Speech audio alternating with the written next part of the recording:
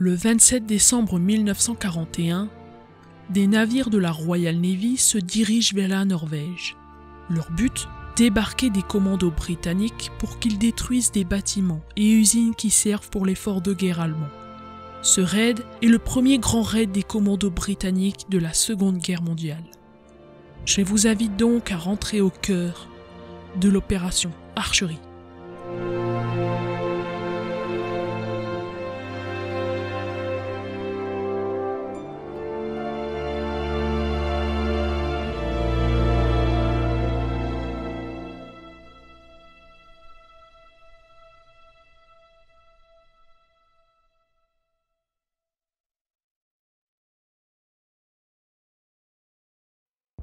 Après la débâcle de mai et juin 1940, les troupes allemandes occupent toutes les côtes, de la mer du Nord à l'océan Atlantique.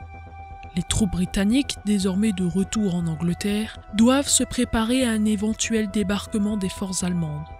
Cependant, Hitler souhaite avant tout se débarrasser de l'aviation britannique, qui est pour lui un handicap pour la poursuite de l'opération Seal, ou opération Lion de mer. La bataille d'Angleterre s'ouvre et oppose les pilotes de la Luftwaffe à ceux de la Royal Air Force. Le 31 octobre 1940, après avoir perdu ses meilleurs pilotes, Hitler abandonne la bataille d'Angleterre et ordonne de bombarder Londres toutes les nuits jusqu'à la reddition des Britanniques. Mais le Premier ministre britannique, Winston Churchill, ne va pas abandonner aussi facilement. Il souhaite une victoire qui va remonter le moral de sa population et de son armée. Il demande à Lord Mountbatten, le chef des opérations combinées, de rechercher des cibles dans toute l'Europe pour affaiblir la machine de guerre allemande. En somme, organiser des opérations commando qui vont agir vite et qui vont faire mal au moral de l'armée allemande. Lord Mountbatten s'oriente vers la Norvège, où un raid peut avoir lieu. Le raid doit détruire l'usine qui fabrique de l'huile de poisson. Pourquoi ? Parce que l'huile de poisson fait partie des ingrédients essentiels qui servent à synthétiser de la nitroglycérine, un produit chimique qui se trouve dans les bombes qui tombent chaque nuit sur Londres. L'huile de poisson sert également aux sous-mariniers allemands. Plongeant dans les abysses de la mer pendant 3 mois, ils ne peuvent pas entretenir leur système immunitaire dans leur corps normalement. Ils doivent donc prendre régulièrement de l'huile de poisson qui est riche en vitamine A pour maintenir une très bonne santé. Les Alliés le savent. Détruire cette usine freinera l'effort de guerre allemand. Mais surtout, Lord Mountbatten souhaite que le commando recherche des informations précieuses sur la forteresse Europe qu'Hitler veut mettre en place. L'opération baptisée Archery est validée et un plan est très vite dessiné. Le raid doit attaquer à 2 endroits différents et devra durer 8 heures maximum. Des barges de débarquement doivent débarquer à Malloy et Vaxo, tout en étant couvertes par les bombardements de la marine et de la Royal Air Force. Le groupe de commandos qui doit se diriger vers Vaxo doit éliminer les unités allemandes qui s'y trouvent, détruire les usines de fabrication d'huile de poisson et les bâtiments militaires. Le deuxième groupe de commandos doit débarquer sur l'île de Malloy, et son objectif est de détruire les batteries de canons allemandes. Sur les 2 îles, l'ordre est le même. Recueillir le plus d'informations possible sur les plans militaires allemands. La Royal Air Force doit bombarder à l'aide de bombes au phosphore l'aérodrome voisin pour que la Luftwaffe reste à terre. Mais elle doit également créer un écran de fumée pour couvrir le débarquement grâce aux bombes au phosphore. Une fois l'opération terminée, les commandos doivent revenir aux barges, puis être ramenés à la flottille de la Royal Navy. 27 décembre 1941, 7h39. Le croiseur HMS Kenya, les transporteurs de troupes les HMS Prince Charles et Léopold, les destroyers HMS Hounslow, HMS Oribi, HMS Offa et HMS Schillingfold, ainsi qu'une protection sous-marine par le HMS Tuna, approchent dans l'obscurité la plus complète des terres norvégiennes. À leur bord, plus de 500 soldats britanniques et une équipe de tournage qui doit filmer le succès de l'opération pour que ces images puissent remonter le moral des Britanniques, qui souhaitent désespérément une victoire de leur armée. 1 heure avant le débarquement, les membres du commando vérifient leurs armes, les explosifs, et se préparent. Ils sont munis d'un Colt 45 et certains d'entre eux sont munis du fusil Lee Enfield ou du Thompson. 8h42, les commandos se préparent à quitter les HMS Prince Charles et Léopold pour rejoindre les barges de débarquement.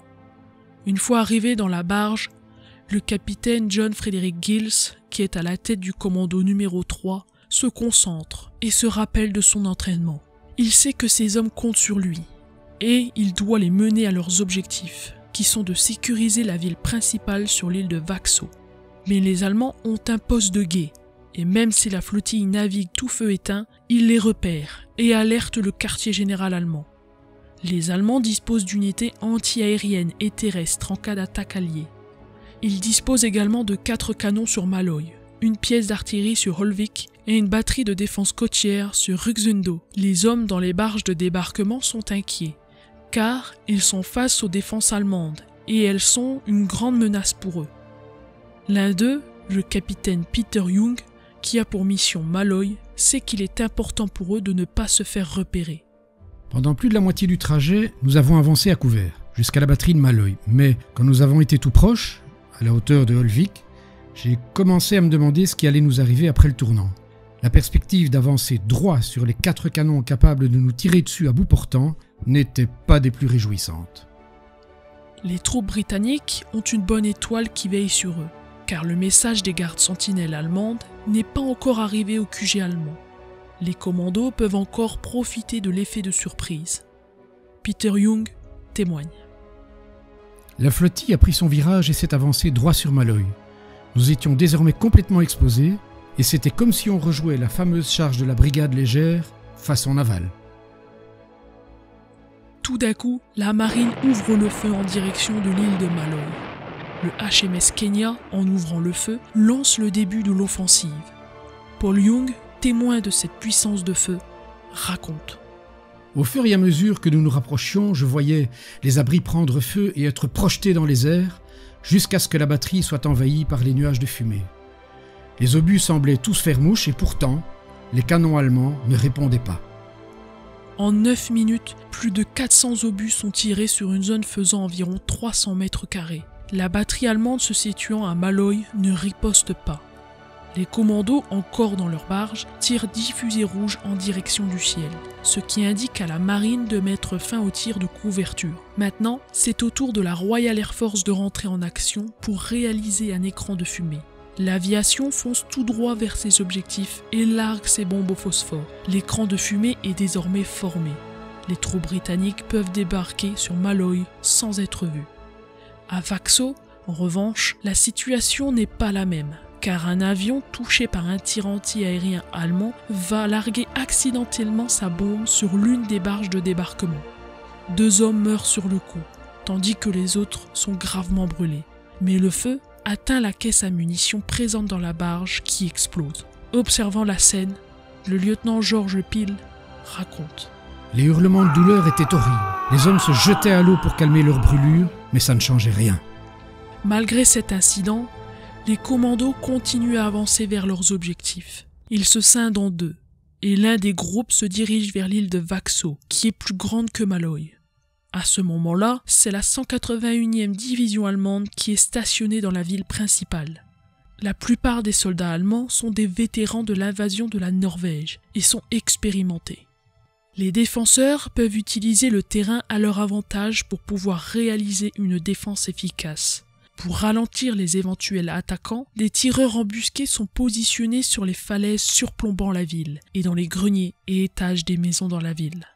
Du côté anglais, c'est le lieutenant-colonel John Durnford Slater qui dirige les opérations. Il dit « J'avais choisi comme zone de débarquement une plage rocheuse avec une falaise basse. Nous avions été entraînés à grimper à la corde dans ce genre d'environnement. » Les hommes vont mettre en place les cordes pour escalader la passe rocheuse, puis ils doivent avancer en direction de la ville. De son côté, George Peel et ses hommes sont accueillis par un feu nourri. Au moment où nous sommes arrivés en haut de la falaise, les Allemands se sont mis à nous tirer dessus comme des forcenés. Les balles étaient très visibles à cause de la neige. Les Allemands sont embusqués sur la falaise ouest, ainsi que dans les maisons et les bâtiments dans la ville. Les commandos, pour pouvoir atteindre leurs objectifs, savent qu'ils doivent les éliminer un par un. George Peel et ses hommes progressent du côté gauche de la rue principale et ils font face à d'intenses tirs allemands. Ils étaient partout, littéralement partout.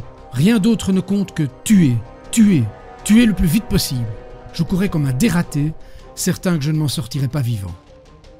Pendant que la bataille continue à faire rage à Vaxo, le commando numéro 6 débarque à Malloy et avance rapidement en direction des barbelés de défense allemands. Après un débarquement réussi, grâce au bombardement naval et à l'écran de fumée, les hommes du capitaine Peter Young se préparent à faire face à une défense allemande redoutable. Personne ne se donne la peine d'installer des fils de barbelés s'ils ne sont pas protégés par des postes de mitrailleuses. Et pourtant, personne ne nous a tiré dessus et nous n'avons vu aucune mine. Où était l'ennemi ? C'était très bizarre. Nous avons continué à avancer le long de la pente, cachés par la fumée, jusqu'au moment où nous avons vu une mitrailleuse une trentaine de mètres plus loin. Et toujours aucun Allemand. C'était irréel. Les commandos savent que les Allemands peuvent demander du renfort, des avions de la Luftwaffe qui sont basés à Erdal et qui n'a pas encore été bombardé par la Royal Air Force. Sur Malloy, l'écran de fumée se dissipe petit à petit et laisse place à la réaction allemande qui forme des poches de résistance. Mais la plupart des Allemands, surpris par l'attaque, se rendent sans même se battre. Les commandos ont mené leur attaque avec surprise et sans heurts. Et désormais, ils recherchent dans les bureaux des officiers allemands tous les dossiers et informations importants avant de détruire toutes les installations allemandes. Le capitaine Peter Young va se faufiler dans le bureau du commandant de la batterie d'artillerie. Je suis entré par la fenêtre et j'ai réussi à me repérer malgré la fumée. J'ai lancé des dossiers par la fenêtre et mes hommes les ont rangés dans les sacs de sable. J'ai pu ramasser quelques autres documents avant que la fumée n'envahisse le bureau. 9h20. Les commandos envoient un message au HMS Kenya qui informe que Malloy est sous contrôle. Mais à Vaxo, la situation n'est pas encore sous contrôle. Le capitaine John Gills s'engage dans un intense combat de rue. Les Allemands sont embusqués dans les bâtiments. Ils progressent lentement et ils se trouvent à l'arrière d'une boutique quand un tir retentit. Blessé à l'estomac, il meurt quelques minutes plus tard. Eric Olsen, présent lors de la mort du capitaine, témoigne. Pour ces hommes, le capitaine Giles était une légende. Il ne s'était sans doute jamais dit qu'il pourrait mourir un jour. Malgré la mort de leur capitaine, qui donne un mauvais coup au moral, les commandos doivent continuer à progresser. La cible des commandos est désormais l'hôtel Ulvesunds, le quartier général allemand. C'est le capitaine A.J. Forrester, en compagnie du commando numéro 4, qui lance l'assaut contre l'hôtel. Mais un problème se présente à lui. Il ne sait pas combien d'Allemands sont présents dans l'hôtel et il décide de courir à toute vitesse vers le bâtiment avec une grenade dégoupillée à la main. Un sniper le voit, le vise et tire. Le capitaine Forrester, touché par le tir allemand, lâche sa grenade et meurt sur le coup. Un autre officier va également tenter sa chance, mais sera également abattu par le sniper allemand. L'assaut sur l'hôtel est compromis et les solutions s'amenuisent de minute en minute. Le commando numéro 1 arrive en renfort et met en place une arme, le mortier. Les soldats qui se chargent du mortier visent l'hôtel et tirent dessus. Le bâtiment en flammes est soudainement devenu silencieux. Les commandos entrent dans l'hôtel pour mettre fin à la défense allemande. Mais les Allemands qui ont survécu se réfugient à l'arrière de l'hôtel. Cependant, ils sont rapidement mis hors d'état de nuire ou alors faits prisonniers. Au QG, le lieutenant-colonel Durnford Slater est de plus en plus soucieux, car il sait que les Allemands peuvent se regrouper puis contre-attaquer contre ses forces.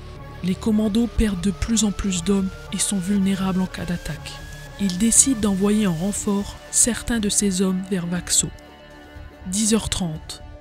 Le commando numéro 6, commandé par le capitaine Peter Young, arrive en renfort et débarque à Vaxo. Dès leur arrivée, les hommes s'aperçoivent que la situation n'est pas du tout la même que sur Malloy. Un violent combat de rue opposait les commandos 3 et 4 aux Allemands. Les nôtres avaient malgré tout réussi à progresser, maison après maison, mur après mur, enchaînant les combats rapprochés avec l'énergie du désespoir. Le capitaine Peter Young a pour mission de prendre le contrôle des bâtiments situés le long de la mer, mais il est sous le feu nourri des Allemands. Lui et ses hommes doivent se précipiter derrière un tas de bois pour se protéger des tirs. Le tas de bois en forme de L était au nord du baraquement. La plupart d'entre nous, une trentaine d'hommes, nous tenions donc serrés dans cet espace étroit. Au QG des commandos, le lieutenant-colonel Durnford Slater s'aperçoit que le raid prend beaucoup trop de temps et décide de plonger au cœur de l'action pour comprendre ce qui se passe. Il repère Paul Young et ses hommes, mais il est lui aussi pris pour cible par les tirs allemands. Les commandos sont de nouveau bloqués. Je ne savais vraiment pas quoi faire. Une seule issue était possible, et si nous ne bougions pas rapidement, nous pouvions être sûrs que le sniper nous abattrait les uns après les autres. Un autre tir venant d'une maison tue un nouveau soldat. C'était sans doute la première fois en temps de guerre que j'éprouvais une telle peur. La suite de l'opération est devenue incertaine. Désormais, les membres des commandos vont mettre leur courage à rude épreuve. Les hommes du lieutenant-colonel Durnford Slater déchargent leurs armes sur les snipers pour couvrir l'avancée à découvert du capitaine Young et de quelques-uns de ses hommes. Miraculeusement, tous réussissent à rejoindre le mur extérieur de l'entrepôt. Ils doivent à présent prendre le contrôle du bâtiment, mais ils ne savent pas combien d'Allemands sont à l'intérieur. Le capitaine Young, pour éviter de faire une erreur, réfléchit à trouver la meilleure solution afin d'éviter que se fasse tuer l'un de ses hommes. Mais deux de ses hommes, le lieutenant Denny O'Flaherty et Sherrington, qui en ont assez de la résistance acharnée des Allemands, perdent patience et foncent en direction de la porte. Peter Young n'a pas d'autre choix que d'essayer de protéger ses hommes et les suit jusqu'à la porte de l'entrepôt. Je n'avais pas vu les choses comme ça, mais je n'avais pas le choix. J'étais arrivé en bas de l'escalier quand j'ai entendu 2 tirs.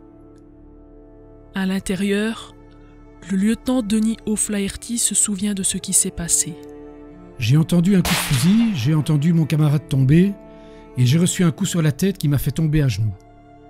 Quand ma tête s'est arrêtée de tourner, je me suis relevé, j'ai ramassé mon arme et là, dans l'embrasure de la porte, j'ai vu une silhouette qui a tiré. Denny O'Flaherty gît désormais inconscient au sol aux côtés de son camarade Sherrington, qui est grièvement blessé. Le capitaine Young les aperçoit au sol. Comment est-ce qu'on allait pouvoir les sauver? Ils étaient allongés au milieu d'une pièce, à portée de tir d'un ennemi invisible, tapis dans l'obscurité d'un couloir à moins de 5 mètres d'eux. Malgré la gravité de sa blessure, le lieutenant O'Flaherty revient à lui. Je suis revenu en moi face contre terre. J'avais les idées claires. Les flèches lumineuses avaient disparu, j'avais des fourmis dans les mains. Je me rappelle les avoir regardées. Je me suis adossé au mur et j'ai vu les 2 Allemands à côté de moi, occupés à regarder par la fenêtre. Ils m'avaient complètement oublié. Je me suis relevé et je suis sorti avec Sherrington. Une fois sortis du bâtiment, Sherrington et Denny O'Flaherty sont évacués. Ce dernier a survécu alors qu'il a reçu une balle dans l'œil et 2 dans la mâchoire et le cou. Un véritable miracle en soi. Les Allemands sont concentrés sur les Britanniques qui sont à l'extérieur de l'entrepôt, à couvert, derrière le tas de bois. Le capitaine Young ne veut plus prendre de risques pour ses hommes et il décide de mettre le feu à l'entrepôt. Les membres du commando réussissent à trouver un jerrycan d'essence dans un hangar. Ils cassent ensuite une des vitres au rez-de-chaussée de l'entrepôt et déversent le jerrycan d'essence, puis dégoupillent une grenade et la lancent à l'intérieur. L'entrepôt prend rapidement feu et fait taire les armes allemandes. L'entrepôt, désormais détruit, les hommes des commandos doivent désormais s'emparer du reste de la ville. Tout en avançant, les Britanniques vont collecter le plus de renseignements possible. Le lieutenant-colonel Durnford Slater dira plus tard. Avant de faire sauter les bâtiments occupés par les Allemands, nous faisions intervenir un membre de l'équipe des renseignements qui a récupéré les documents disponibles. Les places fortes de Malloy et de Vaxo contiennent des informations qui peuvent être très importantes. Dans les bâtiments militaires, les commandos mettent la main sur des centaines de documents opérationnels allemands. Tous ont le tampon secret. Après avoir récupéré toutes les informations, Les équipes de démolition sont dorénavant au travail pour faire sauter tous les bâtiments militaires. L'assaut principal est désormais terminé. Les charges explosives sont posées et vont exploser dans quelques minutes. Dorénavant, les commandos vont détruire les installations de communication des batteries côtières, les constructions de nouveaux moyens de défense, les casernes militaires ainsi que le QG allemand à l'hôtel Ulvesunds. Plus important encore, ils vont détruire les usines de fabrication d'huile de poisson. En les détruisant, ils détruisent l'élément essentiel pour la synthèse de la nitroglycérine. De ce fait, la production allemande d'explosifs sera ralentie. Les sous-mariniers des U-boats allemands devront trouver une autre solution pour rester en bonne santé durant leur séjour en mer. Tous les objectifs sont à présent atteints. Les commandos doivent désormais se replier en vitesse avant que les avions de la Luftwaffe ne viennent en renfort. 12h45. Les commandos sont sur le terrain depuis 5 heures et doivent maintenant se replier pour être évacués. Le lieutenant-colonel Durnford Slater dit à ce sujet: En rebroussant chemin sur la route principale, je n'ai vu que des bâtiments brûlés. Comme le feu terrorisait maintenant bon nombre de mes hommes, nous avons dévalé en courant le couloir de flammes.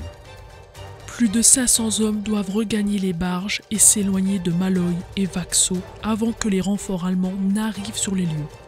Dans un dernier effort, ils atteignent les barges et sont évacués sur les HMS Prince Charles et Léopold. Mais un bruit étrange vient rompre le bruit de la mer. 15 heures. La Luftwaffe envoie sur les lieux des bombardiers Heinkel qui repèrent la flottille britannique. Les barges sont protégées par leurs navires qui opposent une forte puissance de feu. Les navires ouvrent le feu sur les Heinkel pour couvrir les hommes des commandos. Les tirs sont trop denses pour les bombardiers allemands qui sont incapables de s'approcher de leur cible. De ce fait, les pilotes abandonnent le combat et repartent à leur base. Les commandos peuvent rentrer à leur base de Scapa Flow dans les îles écossaises d'Orkney. Cette opération commando est la première de toute la Seconde Guerre mondiale, mais elle va surtout servir de modèle pour les futurs raids envisagés par l'Angleterre. C'est de cette opération qu'est née la réputation des forces commando. Surtout, ce qui est important de savoir, c'est que grâce à l'opération Archery, les Britanniques ont réussi à mettre la main sur les codes secrets de toute la marine allemande. Le lieutenant-colonel Durnford Slater dit: Cette découverte incroyable a permis à l'amirauté de Londres de décrypter tous les messages navals allemands pendant les quelques semaines qui ont suivi. La mission a eu un coup terrible. Les commandos subiront la perte de 18 de leurs camarades et plus de 50 blessés. Le lieutenant Denis O'Flaherty a survécu à ses blessures et reprendra du service 2 ans plus tard pour aider à libérer Singapour dans le Pacifique. Le capitaine Young sera récompensé de l'ordre du service distingué et de la croix militaire. Le lieutenant-colonel Durnford Slater est promu brigadier et passera le reste de la guerre à coordonner les plans militaires des différents commandos, y compris ceux du débarquement du 6 juin 1944. Du côté allemand, la réussite de cette opération commando est vécue comme une humiliation par Hitler. Le dictateur allemand est très fier de l'occupation par ses troupes de la Norvège, car pour lui, cette partie de la Scandinavie montre à tous son génie militaire. Le 18 octobre 1942, il émet l'ordre commando. Cette nouvelle directive ordonne que tous les soldats issus des commandos alliés, s'ils sont faits prisonniers, ne doivent pas être considérés comme des prisonniers de guerre habituels, mais doivent être fusillés sur le champ. Entre l'année 1941 et 1944, les effectifs allemands seront renforcés et monteront à plus de 350 000 soldats en Norvège. Les raids britanniques ont fait énormément de dégâts au moral des Allemands et ils vont continuer jusqu'au 6 juin 1944. L'opération Archery est la première opération où l'on voit la Royal Navy, la Royal Air Force et l'armée conjuguer leurs forces pour la réussite d'une opération. Les Alliés préparent désormais d'autres attaques en Europe. Mais où se déroulera la prochaine? La question fait trembler désormais les forces allemandes.